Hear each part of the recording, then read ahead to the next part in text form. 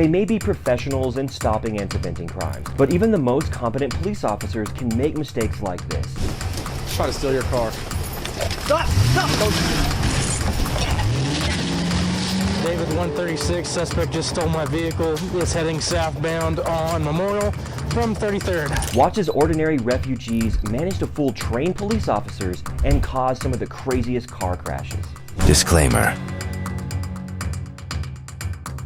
The authorities in Colorado claim that a man by the name of Mr. Sanchez had been deliberately causing collisions and colliding with many other nearby cars. They therefore assembled a group of policemen and attempted to apprehend him.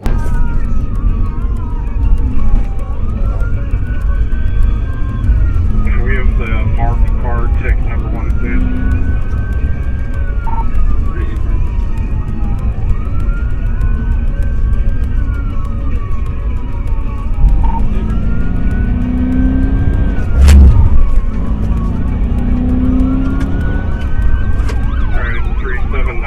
Slowed down, speeds of 28.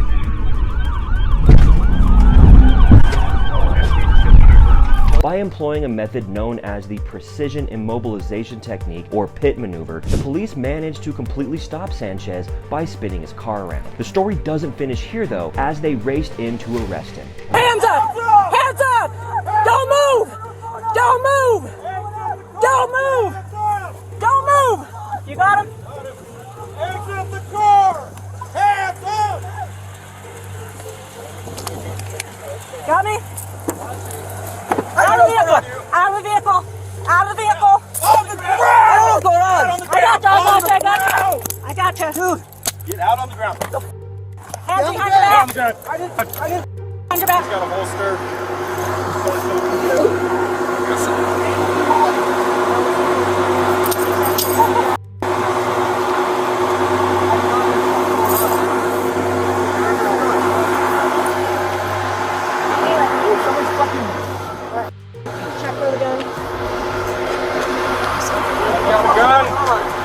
I didn't find a gun. It's right. Copy 1119.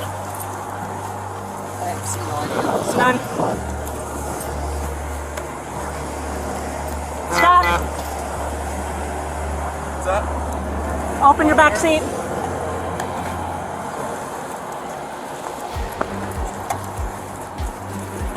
Hey, sit in the car. Take your shoes. First, take your shoes off. Take your shoes off. Put your feet in. To be honest, Sanchez appears frightened and perplexed, even saying he has no idea what's happening or what went wrong. However, that could at least clarify what he does after that. He is able to bring his chained arms beneath his legs so that they are in front of him after being put in the rear of the patrol car. Then he proceeds in doing this.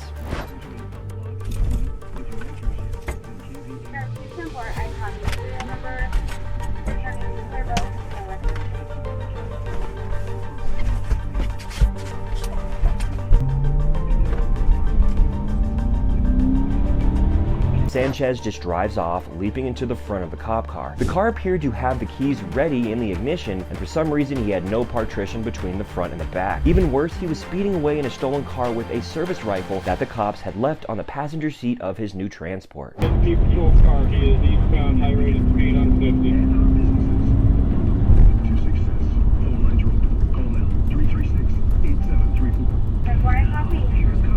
County Road, a stolen CSP patrol car, eastbound 50. It'll be a Charger. They need a spike stripping if they can. The police quickly concentrated on getting the car stopped. The longer he drives like this, the more civilians are at risk. It's 11 a.m. and he's still going above 120 miles per hour on public highways. Many lives will be in danger if this is allowed to go on much longer. Thus, the police try to install stop sticks, also known as stingers, strips of spikes that pierce the tires and cause the car to stop in its tracks. The only problem is Sanchez is a better driver than they expected.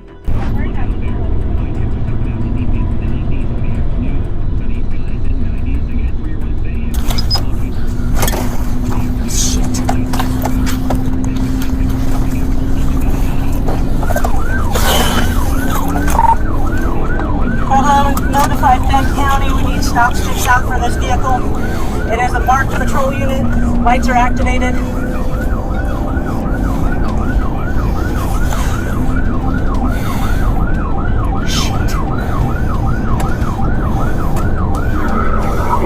1 on Otero County Max. We're going to be trying to catch up to this vehicle. C14, which direction is that? Highway 50. We are eastbound 50 from La Junta. Traffic 22. I do not have eyes on him. There's 3 PD officers in front of me. I have 2 Charlie 3 on board. I need as many sets of stop sticks set up as you can get. Usually 5, we're eastbound about the 425. We'll find a good spot. I notified Towers. They're going to set up as well. Can you get a hold of State Patrol and find out if this individual is armed, please? He is not anymore. Well, they're my rifle. The rifle is in the vehicle. He was not armed. The gun was left in the vehicle. Passing the 390. Speed's 123. Mark's Charger is the one that was stolen. I'm in a gray unmarked. Mark's Charger. He's driving down the middle of the lane. Get stop sticks out. As many sets as you can get.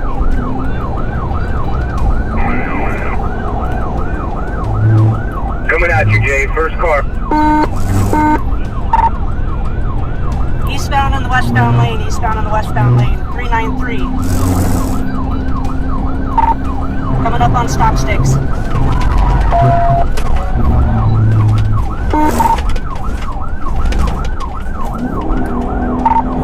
He missed him. Continuing eastbound. Please get a set of stop sticks on this guy. The Chargers take lead on this. We're running out on fuel.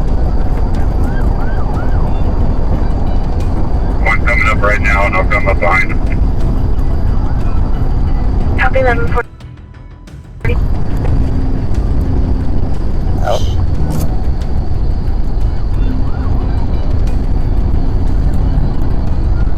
Band 5, Band 4 on primary.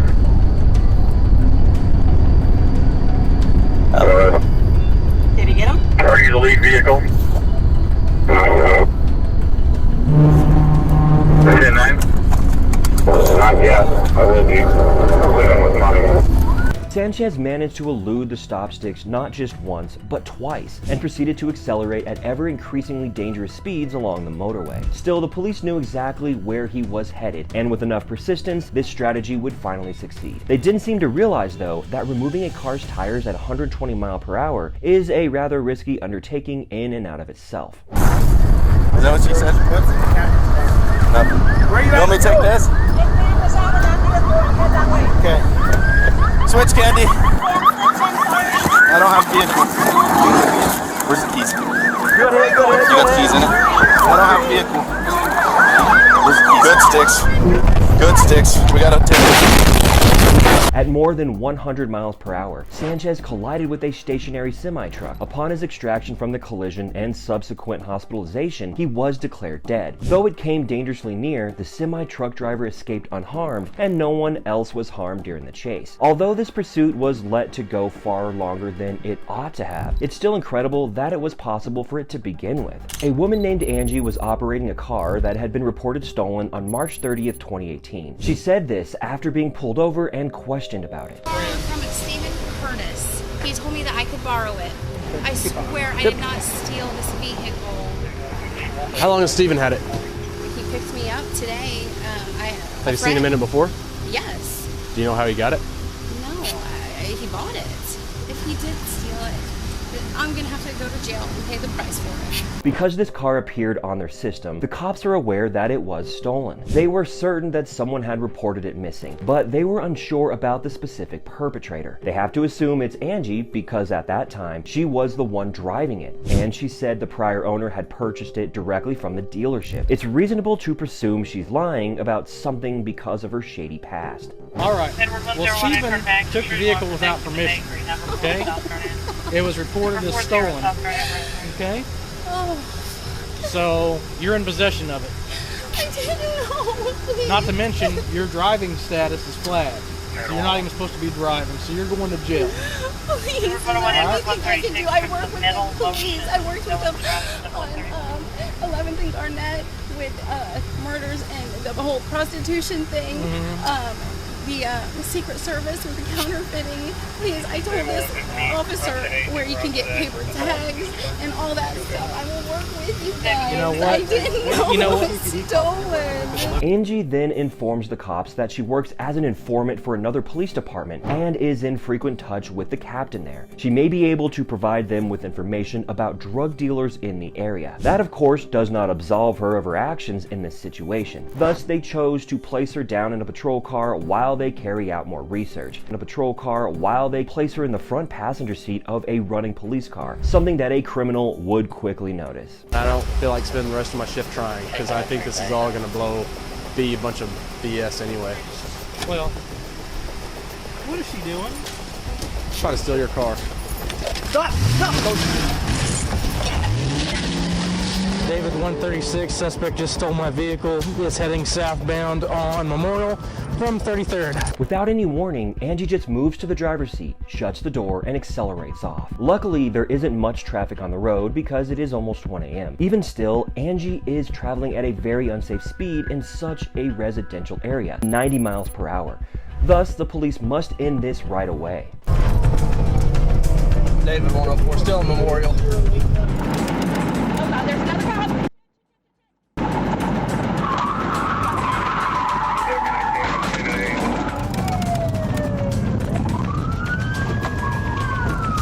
David 104.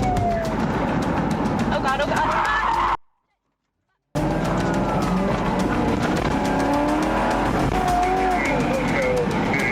Angie, obviously frightened by these circumstances, leaves the main road and heads down a smaller side street. This proves to be her downfall.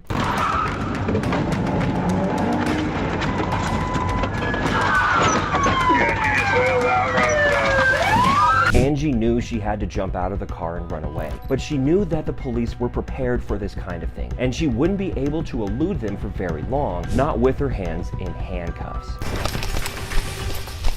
Come here now!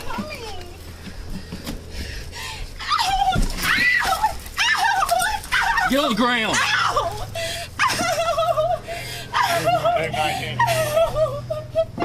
Put your hands over your head. Put your hands over your head. Will somebody unhook her head so we can put them back? If Angie was looking for an adrenaline rush, she definitely got it. But she also received a far heavier punishment than she thought possible. The police make sure to inform her of how foolish that was. I've seen some stupid stuff, but my gosh. Andy hit a car with it?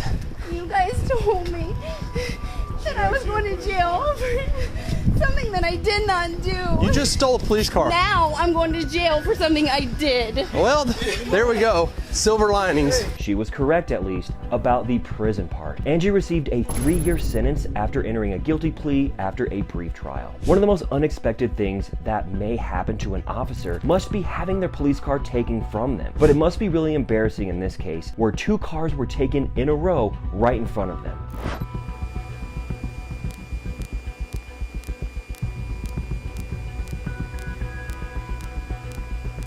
Guys, give me your speed. We're about 105, 110, trying to catch up. They're still a little ways away. It's pretty good traffic. Still south of that there one's got it, if you want to call it. In the initial pursuit, the suspect was being pursued by many police cars while accelerating down a public highway and somehow avoiding several pit maneuvers. With remarkable skill, this police officer was able to force the fleeing car off the road nearly immediately. The police have now surrounded the stolen patrol car, but oddly, not a single officer anticipated this next thing.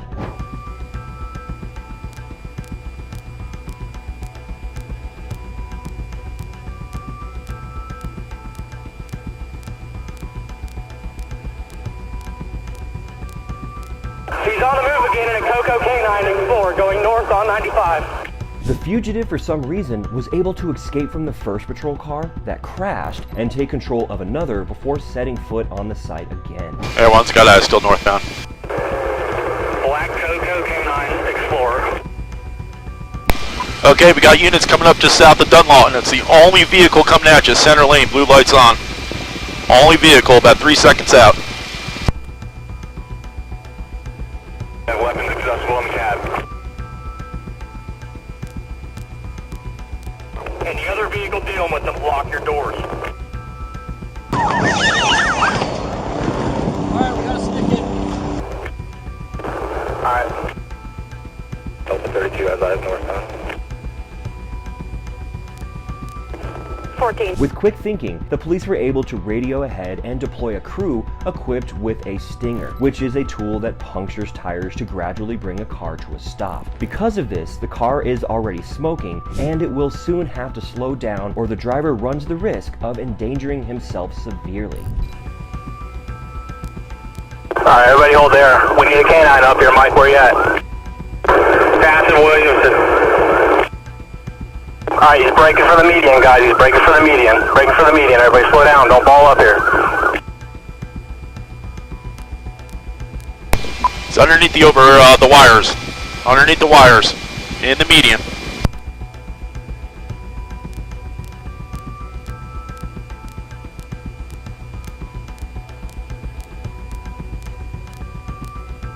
Temple, there's going to be K9 in the signal 10. 10-3, 10-3. We got one thrown down on the ground. The driver exits the car and is taken into custody by the police after bringing the vehicle to a safe stop. The stop was perfect in the end. However, it's hard to imagine that the same police who let him steal a patrol car right under their nose made such a competent stop. What happens if it's just someone having a good time and not the thief? Destiny, a female, is our joyrider in this instance, and she wasn't even present for the initial call. A taxi driver was accused of stealing a customer's goods, leading to a civil disagreement and the call of a lone officer to the side of the road. However, the policeman receives an unexpected report of an odd event to his vehicle. Once you find out who it is and go through that. Lady got in your car, cop car. What? 6-0 Ferndale, a girl just got in 6-0 and took off. She's northbound Woodward.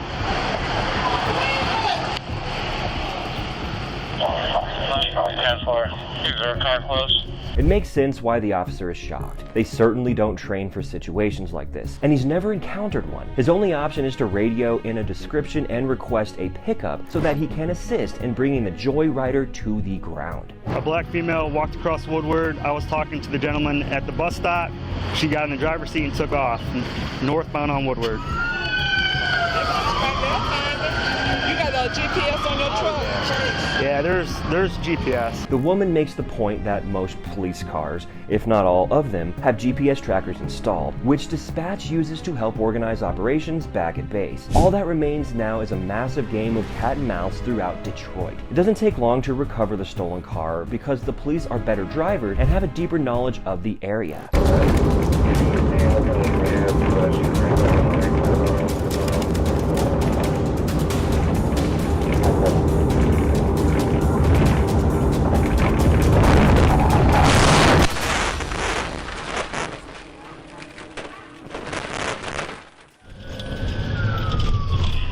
Sounds like we have a crash 7 miles in Snowpool.